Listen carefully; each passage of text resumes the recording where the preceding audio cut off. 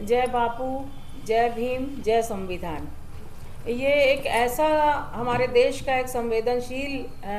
मसला है या मुद्दा है कि इस पर हर देश के नागरिक को गहन चिंतन करने की आवश्यकता है और इसके महत्व को समझने की बहुत ज़रूरत है। अभी जैसा कि हम देख रहे हैं कि जो वर्तमान में हमारी केंद्र सरकार की हम बात कर रहे हैं या राज्यों में जहाँ जहाँ भारतीय जनता पार्टी की सरकार है, लगातार हमारे संविधान पर हमला किया जा रहा है इनके द्वारा।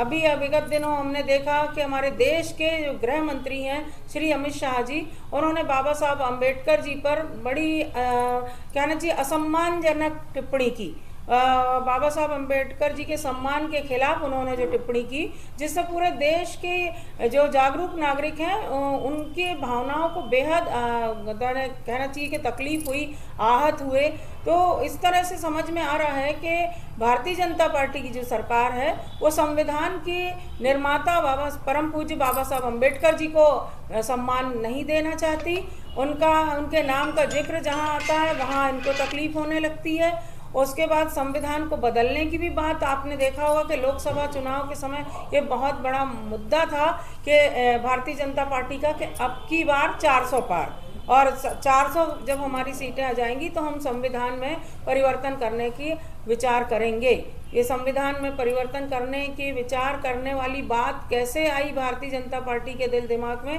ये तो वही जाने। लेकिन देश का हर नागरिक हमारे भारतीय संविधान का सम्मान करता है, हम सब सम्मान करते हैं, और संविधान की रचना करने वाले परम पूज्य बाबा साहब अम्बेडकर जी की को हम बहुत ही सम्मान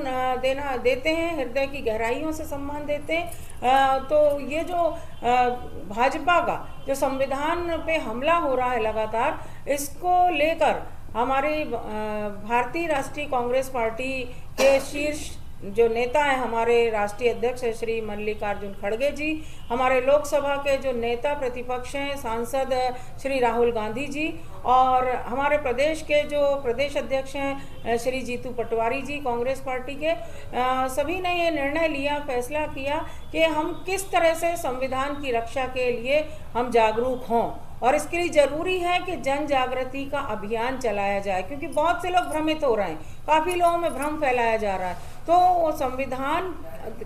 कोई भी देश का अगर जो संविधान होता है वो उस देश का आईना होता है। किस तरह से देश चलेगा, किस तरह से देश का संचालन होगा, उस देश के नागरिकों के मौलिक अधिकार क्या होंगे, ये उस संविधान में व्यवस्था दी जाती है। तो संविधान को जन जन तक पहुंचाने के लिए संविधान में क्या है और क्यों हमें संवैधानिक व्यवस्था पे विश्वास रखना चाहिए, आस्था रखना चाहिए, इस भावना को लेकर कांग्रेस पार्टी ने 3 जनवरी से अभियान शुरू किया है, जन जागरण का अभियान, जय बापू, जय भीम, जय संविधान।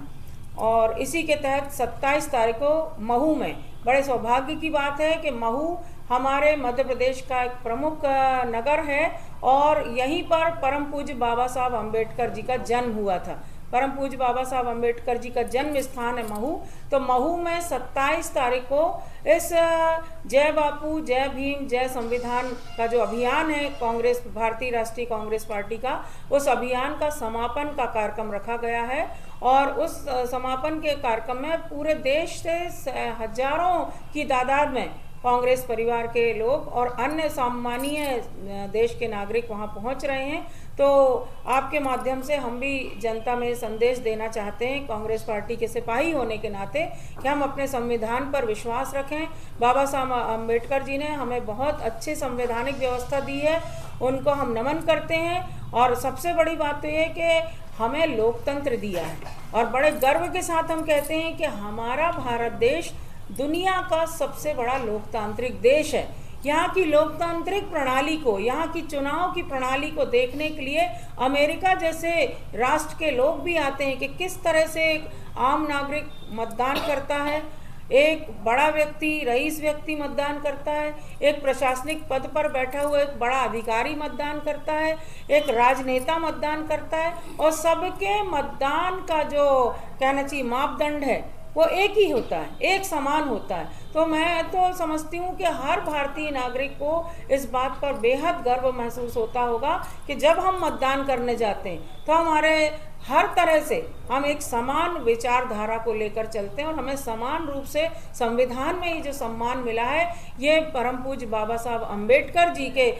विचारों से मतलब हमको मिला है। उनके विचार जो थे कि सबको समान हक मिले, सबको समान अधिकार मिले, किसी का शोषण ना हो, किसी पर जुल्म ना हो और सबको शिक्षा का अधिकार मिले, महिलाओं को समानता का अधिकार मिले, आधी आबादी क्योंकि महिलाओं की होती है। तो ये बहुत अच्छी व्यवस्था संविधान में मिली है। तो संविधान की रक्षा करने की जिम्मेदारी हर भारतीय नागरिक की है और बड़े सौभाग्य की बात है कि आने वाले 26 तारीख को गणतंत्र दिवस मनाया जाता है। और गणतंत्र दिवस आप जानते हैं कि क्यों मनाया जाता है।